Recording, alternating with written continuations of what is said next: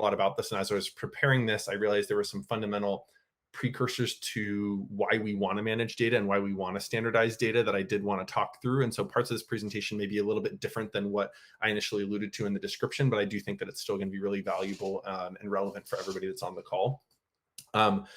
With all that aside, I do not own any of the images that are included in this presentation. The sole intention to include them was for fun, so please don't sue me for people who care. I just had to call this out to everybody that I don't own these images because I used a lot of fun ones in here.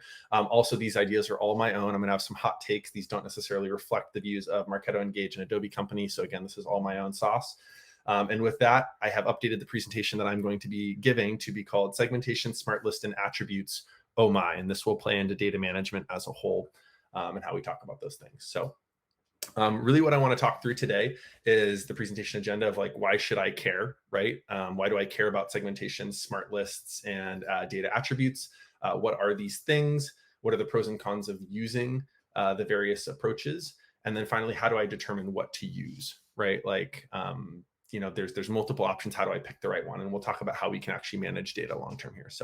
So why should I care, right? And this, you get the Dorothy sitting here, the Wicked Witch of the West is flying by, and maybe she doesn't care initially, but coming through some of the problem statements that led me to want to talk about this concept is I think we've all been in the position where somebody comes to us and says, or as ops users, we need to create a segmentation or smart list to make it easy for our team to create emails quickly. Or they say, we need to define an audience. And you go, okay, and we don't always know the right way.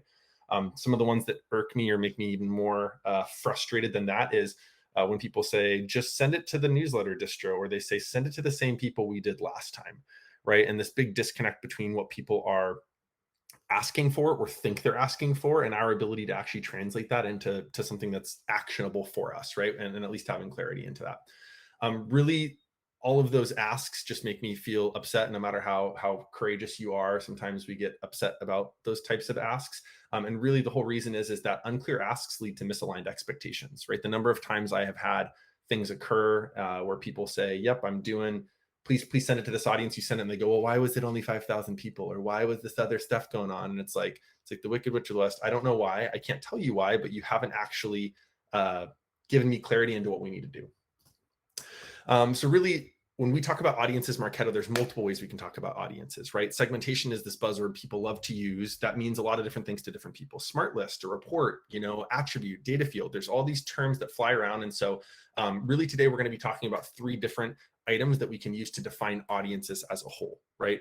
The first way that we can do that is by using attributes. And these are actually data fields that we use to define audiences. These are things like the company name field or the job title field or the country field.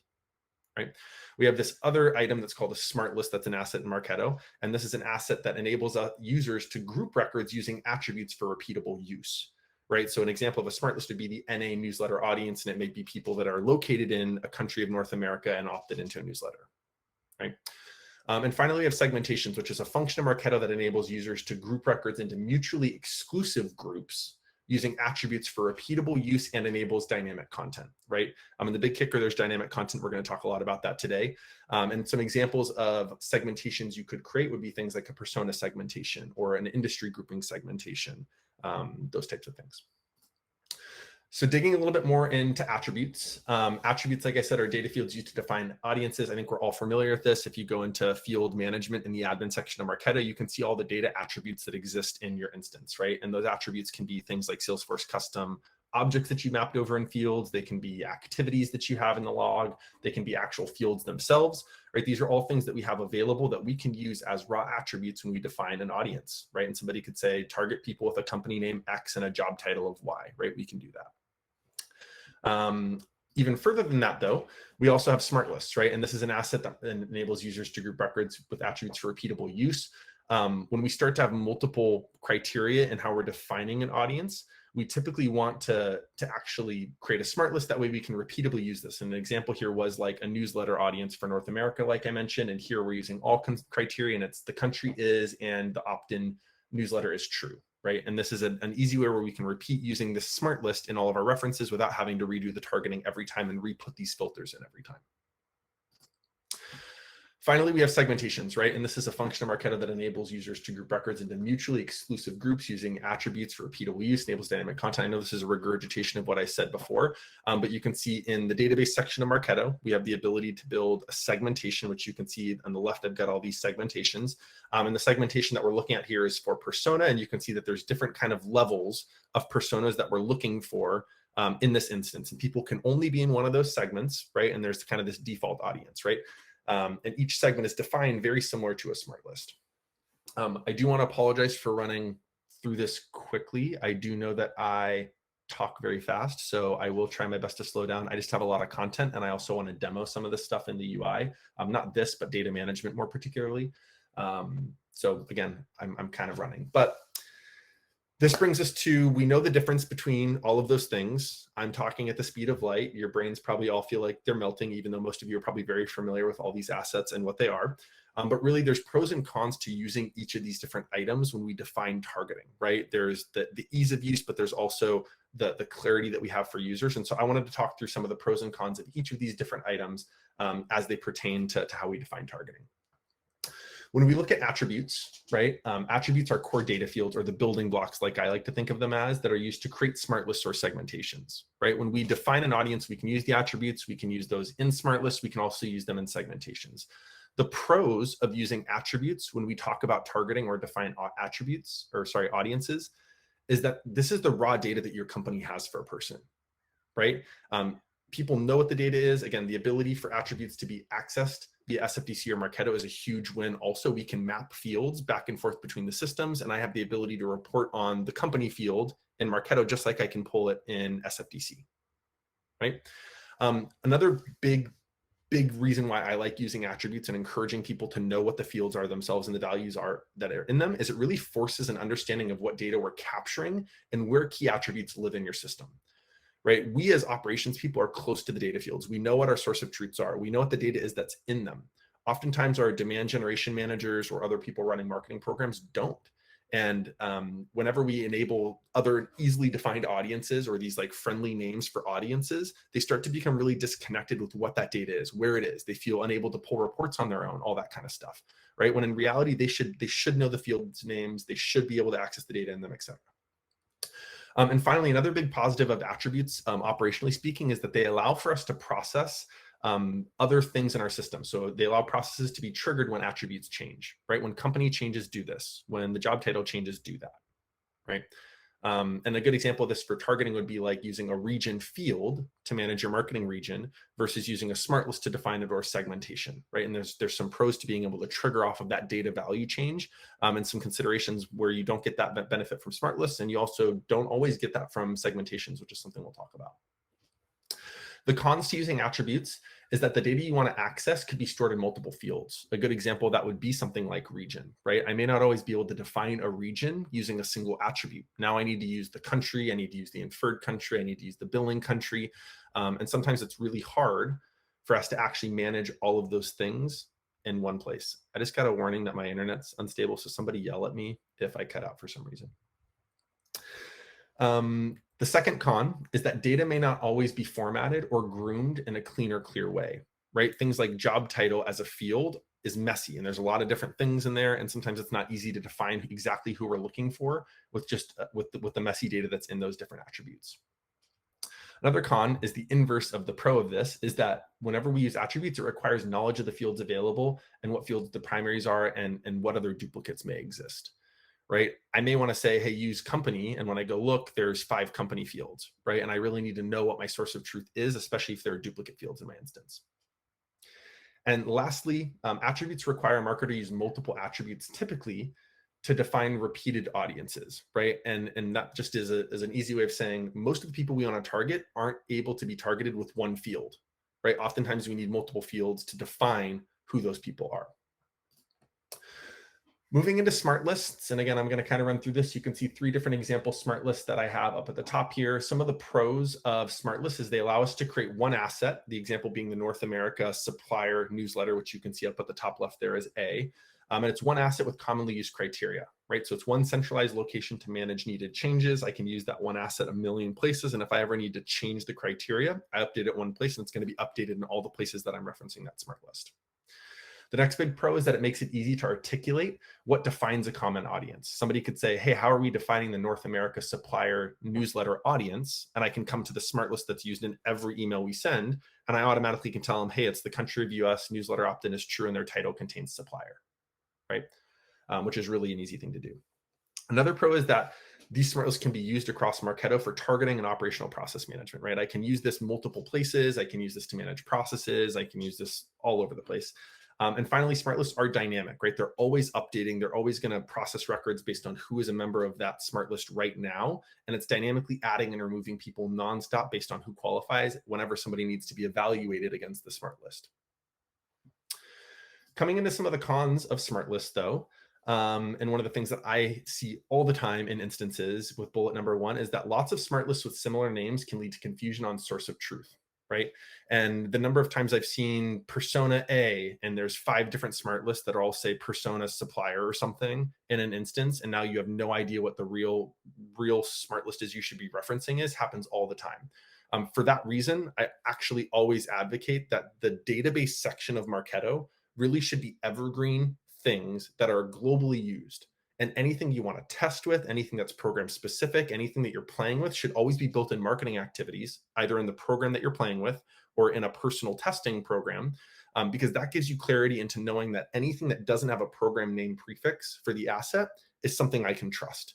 And it is my audience A, and there's no program name in front of it. And I know that it's a smart list that I can trust that's in the database, versus everything in marketing activities with a program name isn't typically a source of truth smart list that I want to reference and have confidence in, right? Another big con to using smart list, though, and then again, that's just my preference on where you build in Marketo, right? Databases, source of truth, evergreen, marketing activities is everything else, program specific, testing, all that kind of stuff. But the next con to all of this is, in using smart lists, is that smart lists defined incorrectly can lead to overlapping audiences when exclusivity may be desired, right? An example of that would be up top. Maybe you're trying to define the North America supplier newsletter and you're trying to define a buyer versus manufacturing newsletter. If somebody makes a mistake, or if potentially there's overlapping criteria, somebody could then accidentally qualify for your buyer newsletter and your manufacturer newsletter if you're not careful, right? And in this example, you'll see the criteria is accidentally set to any, and people are going to get both newsletters typically if I make a mistake with my targeting, right? Which is just bad. It happens anyways. But the audiences can overlap when we use smart lists. They're not mutually exclusive like a segmentation would be. Another con is that smart lists are not accessible via SFDC, and they cannot be used in segmentations, right? And this is a big one when we talk about being able to report and pull apples to apples comparisons of, well, who did we target with this email in Marketo? I want to pull them in Salesforce. Okay, you can't do that with a smart list, right? Hey, I want to reference this audience in this segmentation. Sorry, you can't actually pull a smart list into a segmentation. You can only use data attributes in Salesforce. You can only use data attributes in segmentations, right? And the final con to using smart lists is you cannot trigger processes when a record qualifies or no longer qualifies for a smart list, right? Somebody could become a member of this North America supplier newsletter because they meet the criteria. I can't trigger off them becoming a member of that smart list, and I can't trigger off of them no longer being a member of that smart list, right? So we lose the ability to trigger off of audience changing in or out of a specified group. Coming to our final way that we can manage data is segmentations, right? At the top, you've got this example, which is a persona segmentation. And you can see that I've got a supplier segment, a buyer segment, a manufacturer segment, and a default segment. They're each defined using the title contains. And you can see that there's numbers of people that have a title that contains supplier versus buyer versus manufacturer, right? Some of the pros of using segmentations is they enable users to define commonly used audiences in a single place, right? And that just means that, like, I know who my audience is, it's my personas, and I have all of my persona definitions in one place holistically managed, right? They also allow a record to qualify for only one segment, which enables prioritization of segments relative to each other, right? And that means where in the newsletter, maybe we wanted exclusivity between our different newsletter audiences, the segmentation gives me that, right? Because you cannot be both in the one supplier segment and in the 3 manufacturer segment. You can only be in the first that applies. And the order at which you rank those segmentations in priority, the order that you set them, determines what you're evaluated against first, right? So in this example, if somebody had supplier and manufacturer in their title, they would actually fall into the supplier segment because it's more highly prioritized than the manufacturer segment. Okay. Another good example of the pros of the segmentations is that you can use your segmentations across Marketo for targeting and for operational process management. The other best pro, and probably the thing I should have put in here first, is that segmentations enable dynamic content. And that means I want to show unique content to the supplier segment. I can do that when I enable a segmentation, and I can do that on landing pages. I can do that in snippets. I can do that in emails. And I really can show audience A content versus audience B content. And they can only fit into one, and I can actually make that content unique based on who I know they are. Okay. The final biggest pro that I like about segmentations is that they enable a default segment to assist with identifying gaps in your logic. We come back to that newsletter example. You may want everybody that's not in one of your other two segments to fall into your North America audience. But when you built that North America audience, you defined it as the country is United States. And now we have this whole gap of people, maybe 30, 60% of your database that's not going to qualify for any newsletter just because you didn't define targeting that was holistic of your database, right? And a segmentation is going to give you this lovely little default segment at the end. And that's going to tell me, hey, I'm missing 1,000 people from whatever this criteria is. They have titles that don't meet anything I've defined. And maybe I want to update these lists to be more inclusive for the criteria of these audiences. Some of the cons of segmentations, and later on you'll find that segmentations aren't actually my favorite, but we'll talk through that later on. Segmentations do not allow overlap in segments. Sometimes we intentionally want people to qualify for more than one segment. One of the most common examples that I see of this all the time is people define like an account type segmentation. They put a partner segment in there, they put a customer segment in there, and then they put a prospect segment in there. And then I go, okay, cool. Do you have any partners that are customers? And they go, yeah, of course. And I go, okay, now they're in the partner segment. They're not going to get any emails you send to your customers if you always put that customer filter on your emails, your customer segment. And really what you'd have to do in that scenario when things overlap is you have to create a unique segment that speaks to that overlap. So you could at the top have a customers and partners segment, then a partners, then a customer. But right when we don't include that hybrid of the two segments, we now run the risk of people only being in the partner and not in the customer, when in reality, they qualify for both audiences, right? And they should get emails specific to both audiences. Okay. The second con to segmentations is that they're not accessible via SFDC. Again, hey, we have this region segment, and I want to be able to pull the number of responses in a campaign that were from the North America region that we defined, right? You can't do that because the segments don't actually talk to Salesforce. They're not a field. You can't pull it in a report. Segments are based on data attributes. You could recreate the segment criteria in Salesforce, right? But that's kind of a pain, and that's not a very easy thing to do. Which is why it's a negative part of segmentations, is that people talk about audiences. They don't know how they're defined. They don't know how to recreate them themselves, and they can't report on them in Salesforce. And finally, while you can trigger processes when a record qualifies or no longer qualifies for a segment, meaning if the title changes, it's going to actually show that something transitioned in the segment, and that will trigger a data value change, or sorry, a segment change activity in Marketo. The biggest caveat that most users are not aware of is that edits to a segmentation actually won't trigger a record for operational processing. And that means that if you have a smart campaign that is triggered on segment changed and the new segment is buyer, if I have a record that's currently in manufacturer and I update the criteria for the buyer segment to now include some of the people that were in manufacturer, and I reapprove the segment, when that segmentation reapproves and when records move from manufacturer into buyer, when the segment's reapproved, it actually is not going to trigger processes based on that segment change. Okay, I'm going to pause there for a minute. I'm going to reiterate this. Segment reapproval and records moving around based on an edit to the segmentation does not trigger a segment changed trigger. It is only when a record is actually moved into it once it's approved, and it changes when it's approved, that it'll actually trigger that.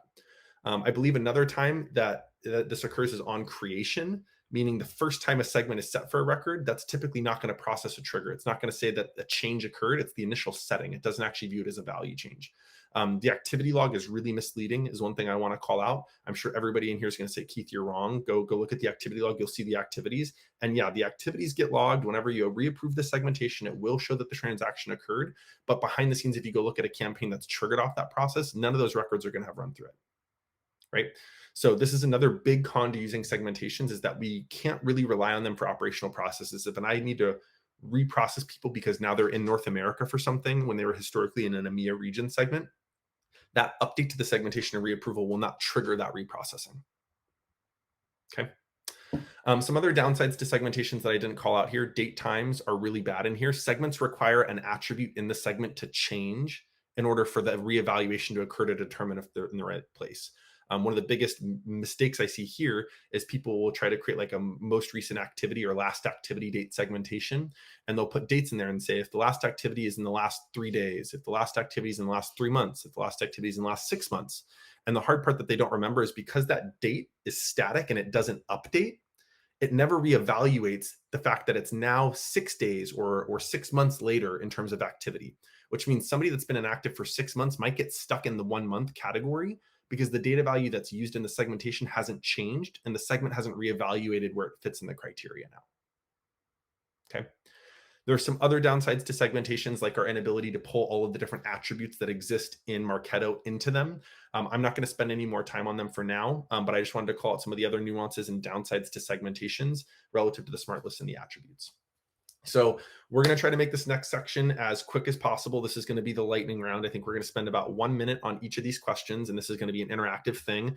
So in the chat, I'm going to ask that everybody goes through and puts a letter or numbers for any of the segments or smart lists that people qualify for. And this is just for fun, okay? So the question at the top is, Sam is located in the United States. They are opted into the newsletter, and their job title is supplier of manufactured goods. What smart lists and segments will they fall in? Right. And again, this isn't a trick question. They're in the US, they're opted in, which means the top criteria for all 3 of these is going to be met typically. Right. But go ahead right now. If you can think this fast, go ahead and pop your answer in the chat. I'm going to give everybody like a minute to think about this before we move to the next one. I had a couple more. Maybe people are over this and I can just skip it. By the way, the symbol next to option A, I think you're talking about the one at the bottom in the title section, Brianne. That is a contains operator, right? So there's equal, equal, and then in math, the C refers to contains, right? So the title containing supplier. I didn't know what that symbol was either, but then I was trying to figure out how to express contains, and that was what popped up. All right, first answer is in from Noel. Noel says that they will fall into C, and again, there's A, B, and C for the smart list up top. There's 1, 2, 3, 4 for the segmentation, right? All right, Noel went C, Deborah went A, Caitlin went A, B, and 1. Michelle went A, Brianna Walker went 1 or A1. Give everybody 1 more minute to think about it.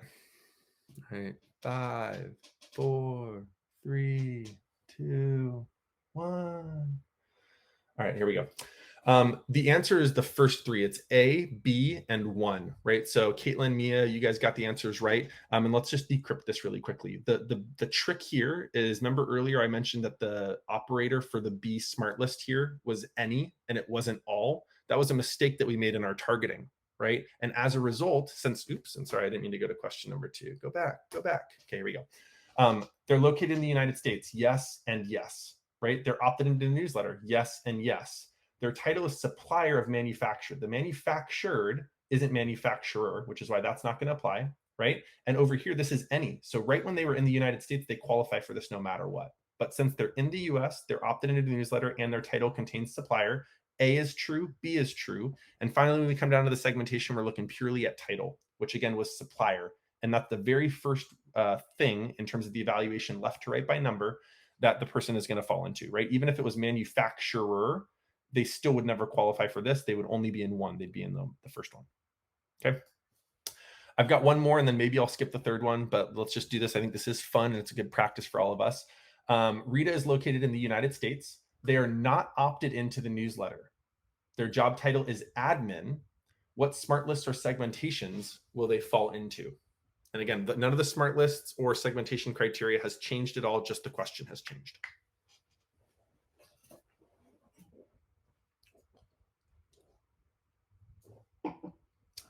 By the way, don't be scared here. This is fun. We're all learning. Nobody's gonna know these answers. This is just for the fun of figuring out what happens. And again, I think some of the people are going with the segment first. It's a much easier one to determine the segmentation because there's only one, where the smart lists are a little bit harder. You kind of got to run it against all of them, right? Okay, we've got 10, 9. Well, I don't even think we need that much more time, but let's do 5, 4, 3, 2, 1. I'm seeing a lot of B4s, right? And B4 is the correct answer, okay? And that's really because the US location alone, like we talked about, qualifies for the any logic. they're not opted into the newsletter, which means nope, doesn't meet that criteria, doesn't meet that criteria, right? Down at the bottom, we really are only looking at title, and admin is a title. It's not used in the contains logic anywhere. So really the default segment and B are the only two that this person is going to qualify and fall into. Okay. Question 3, we're going to do one more. People say they like the quizzes. I think this is fun. And by the way, I'm trying to stump you like the straw man up here. We're all working on keeping our brains here. So Clarissa's job title is manufacturer. They live in Canada. They're opted into the newsletter. What smart list segmentations will she fall into? I'll give everybody about 30 seconds to think through this one. So manufacturer living in Canada that is opted into the newsletter.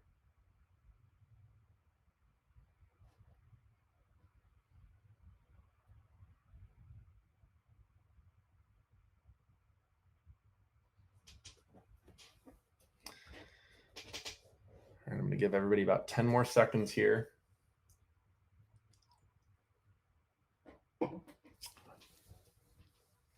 Okay. 5, 4, 3, 2, 1. Boom. Okay. And here we are, and I actually totally shit the bed on highlighting the other thing here, so people don't panic. B is actually a correct answer. I bet half people's hearts dropped really quickly, but you guys are actually all right. The people that said B3 is the correct answer. So apologies, I just missed this in my haste because I updated some of these questions to make them a little bit more fun. Let's decrypt this, right? Title is manufacturer. That's all we're using down here. It's not going to meet supplier. It's not going to meet buyer, and manufacturer, oops, is really the right one for the segmentation. And at the top here, because they're in Canada, they automatically do not qualify for A or C. And the any logic looks for any of the criteria. So while they're not in the United States, while their title is not buyer, they were opted into the newsletter, which means B is a correct answer. So again, sorry for that. I hope I didn't give anybody a heart attack, but B and 3 are the correct answers. I appreciate everybody playing the game along. We're going to run truck right along to what's most next and relevant, because I actually want to talk about data management. But before we go there, really, these individual items in here, these are attributes, right? The title is an attribute. The country is an attribute. Newsletter opt-in is an attribute. And we're using those to create smart lists and segmentations. And we can reference these things different places, but there's nuances to how they work in our system, right? And that's really what I wanted to try to articulate with this, is the one-to-many, the one-to-one, how we need to be mindful of what the right choice is, at least when we think about how we're trying to define our audiences. So now we get into the fun of the presentation, at least in my opinion, is how do we determine the right approach, right? I'm trying to figure out a way how to give everybody some ruby red slippers here and decide, okay, do I need an attribute? Do I need a segmentation? Do I need a smart list, right? And again, I know that last whole thing kind of racked everybody's brains. And so we're going to say, if we only had a brain, we could figure this out. And again, I'm going to try to make this as easy on everybody's brains as we possibly can. So the real answer is you need to ask questions, right? Without asking questions to the people that are making requests, and without asking ourselves questions about how we can define these audiences the best, we're never going to come to the right conclusion. And some of my favorite reasons to ask questions, and some of the questions I would ask, which I actually iterated out here, is that people make requests all the time using words they don't understand to accomplish tasks and prescribe solutions that may not be best for a company long term. The number of times I've heard a stakeholder say, can you make a segmentation? You don't get to define how I'm going to operationally solve what I need to solve for. Okay. And unless you understand the technical things of what a segmentation means to me as a Marketo user, that is not the right solution. You can talk about that generically as a thing, but maybe a smart list is a solution. Maybe I don't need anything other than data attributes to define your segmentation, right? Or maybe I do need a segmentation, right? But people don't always know what they're asking for, and they use buzzwords that they don't understand. We need to decrypt them. We need to challenge what they're really trying to accomplish to understand what they're really trying to do. Okay. Another big reason why we need to ask questions is people don't sometimes think far enough ahead to realize that what they need, or that they'll need this audience accessible via SFDC. People will say, hey, I need this. Can you create it? Or we may even have other operational stakeholders that say, hey, can you create this? And they haven't thought down the line to say, well shoot, where am I going to need this available? Right. And we may create it. We may send out the email, and we may go, oh, shoot, we can't pull that similar audience in Salesforce for some reason. Okay. Another reason why we ask questions is people often create redundant segmentations for fields that already exist without ever intending to enable dynamic content. That's one of my least favorite things in the instance, is people creating segmentations off of single field values that aren't for dynamic content. And really, you're going to hear, unless you need dynamic content, you probably don't need a segmentation, is going to be my prescription. And we'll talk about through some of my hot takes here in a minute. But finally, there are multiple ways to accomplish a person's goal, and we need to determine the right approach, right? Other people can't. We need to ask questions. We need to understand what they're trying to accomplish, what their goals are long term. And the more we ask, the better we can be at prescribing, right? So with that, in an effort to even give you the real ruby red slippers like I promised, this is a decision tree that I created that helps me determine what type of thing do I need to create, right? And so we're going to kind of walk through. Oops, and I'm just getting way too click happy here with my emote. Let's start at the top. Let's work our way down to the top right first, and then we're going to work our way to the left afterwards. Okay, so at the very top, the very first question that I typically ask is, do I need to enable dynamic content for these audiences? Right? If the answer is no, I'm immediately going to think to myself, well, how is this audience defined? Does it use more than one attribute? Meaning if it's only one attribute and it's title contains, and I don't need dynamic content, I'm just going to use the existing attribute, the job title field, right? There's no need to create an audience. There's no need for a smart list. Like there's no need for segmentation. I have the field. I can use it to target that audience as they've described it. Okay. Let's pretend that audience is defined using more than one attribute. Yes, they say, yes, it is. I ask the next question, well, I need to isolate this audience frequently in Salesforce. And if the answer is no, great, let's just create a smart list of who that audience is. We don't need to access them in Salesforce ever. And if we don't, okay, let's just create a smart list using attributes to define that audience with multiple attributes in it. Okay. If the answer is yes, I need to have access to this audience frequently in Salesforce, I'm going to say that I actually want to create a custom attribute, which is a custom field that's going to be set using smart lists in an operational program, right? The field is region, and I'm going to use smart lists using country that are going to set that region field in an operational program because I may want to report on that region field in Salesforce. So that's how I'm going to solve for making sure that that attribute is accessible, but I can repeatedly target that regional audience of North America. Okay. Coming all the way back up to the top of the decision tree again, do I need to enable dynamic content for these audiences? Yes, I do. I want to talk to them differently. I want to send them content uniquely based on who they are or where they live, right? Well, I need to isolate these audiences frequently in Salesforce. If not, we can just create a segmentation, right? If I do need to, the best solution is going to be to create a segmentation that's defined using a custom attribute like that region field we did over here. And that field is going to be set in an operational program using smart lists. So the field is region. It's set using smart lists that are defined by country. The operational program evaluates the smart lists. It determines the right one that fits, and it sets the region field, the custom attribute. And in my segmentation for region, I'm going to reference that custom attribute of region for each of my segments. Now I can make a dynamic email based on what the region is for a person, right? And I can still report on those people in Salesforce because I have that region field. I know this is a little bit dense. I know that this decision tree takes a little bit of time to wrap your head around, but really the options are, am I using the existing field? Am I just going to create a smart list of multiple existing fields? Am I going to create a custom field that I'm going to set in an operational process that I'm then going to map over to Salesforce and have available and use for my targeting? Am I going to create just a segmentation and no smart lists because I just want to target people and I want dynamic content, but I don't need them in Salesforce versus I need everything. I need to be able to report on them. I need to do all this stuff. You need a custom attribute for either of these solutions, by the way. Okay.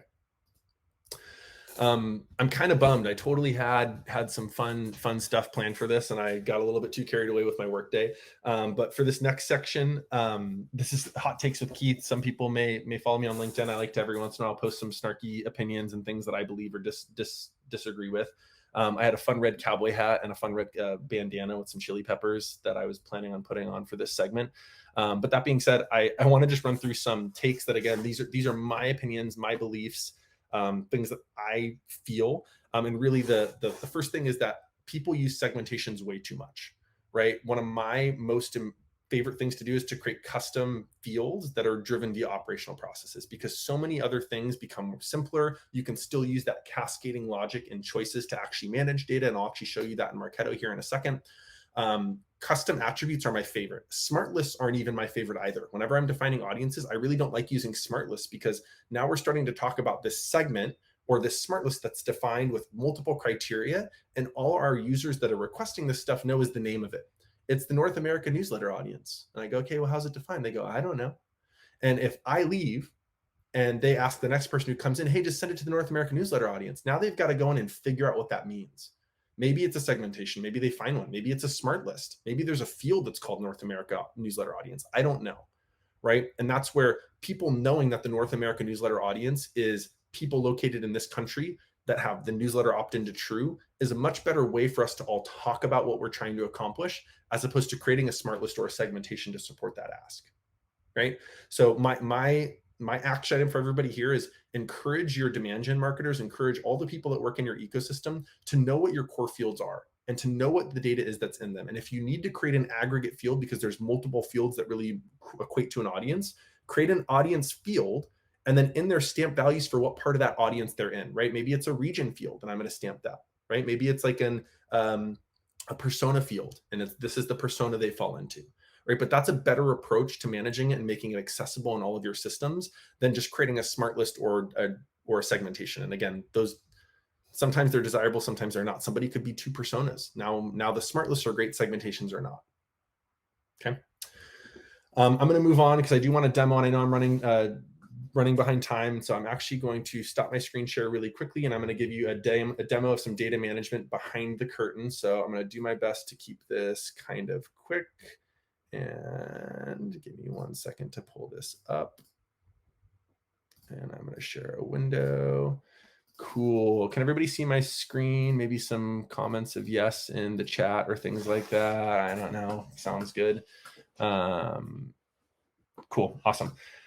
So this is a data standardization program. One of the first things you're going to notice is that you could call this data management is what I like to do typically, but it can standardize data, it can manage it. I philosophically believe that we only have 4 different ways that we can manage data in Marketo. We can set a field, we can update a field and manage it, meaning change it because other things changed. We can normalize or standardize it, meaning the value isn't correct and I need to groom it to be a value that's actually going to be correct. And the final one would be to null it, right? So in my data management standardization, I have one folder that aligns to each field that I want to manage or standardize, right? In each one of these folders for country, you can see that I then have a folder that kind of aligns to what of those 4 types of management am I really trying to accomplish. I'm trying to set the country, right? Or I am trying to standardize the country, or I'm trying to manage the country. You wouldn't necessarily manage country in this scenario, but you could potentially null the country here as well if you wanted to, okay? I really like using executable campaigns is the one thing. I think everybody's starting to get more familiar with what an executable campaign is. And you're going to notice that in all of these structures, I kind of have the exact same folder set up. I really have the executable campaign that lives up top. I've got a folder for batches, a folder for triggers. I've got reports, and I've got smart lists that I'm going to use for this process, right? So for this simple process, I've got one smart list that defines when do I want to set the country from the inferred. And in here it says, hey, if the country's empty and your inferred is not empty, that's a time that I'm probably going to want to run this process, right? And so this smart list gives me a way to gate this process. And now anywhere else in my instance, I can say, hey, if you're a member of this, execute this. And I can do that anywhere that I want throughout the instance. So it's one modular smart campaign that is executable. It will run at the time it needs to.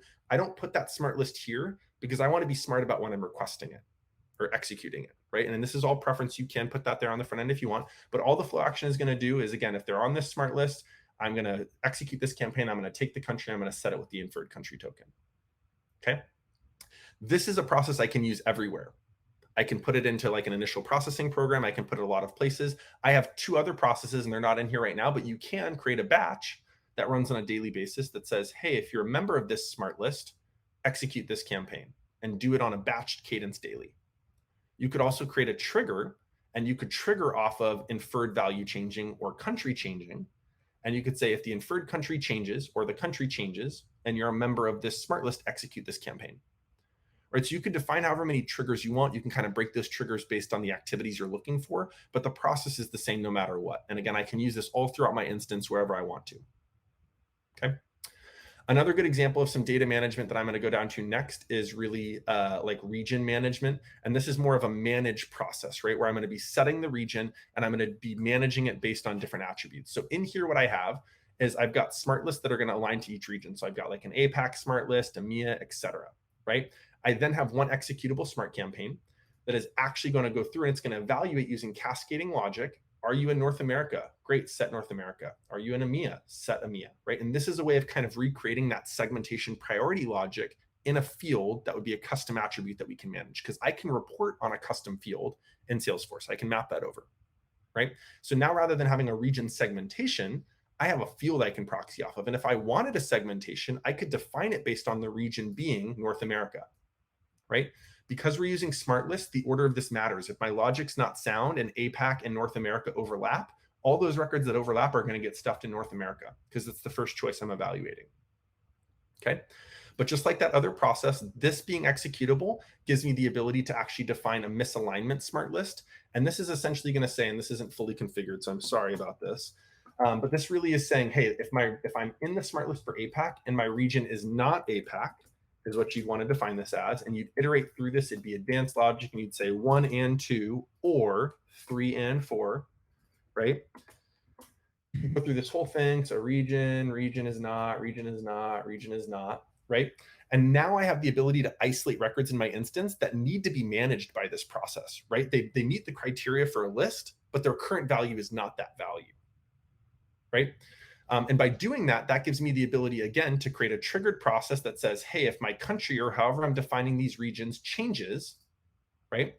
If my value changes, the new value is not empty and they're a member of that misalignment one down here, now I know that I can just execute that set regions campaign. And it's just going to run through and it's going to update it. It's going to go top to bottom and it's going to determine what's there. So that's a triggered process. And then I can also run a batch and I can say, hey, if you're a member of this misaligned one by smart list, let's go ahead and let's execute that same campaign. So it's one campaign that's managing the process. I can batch into it. I can trigger into it. I can also execute this from anywhere else in my instance using this smart list as a gate.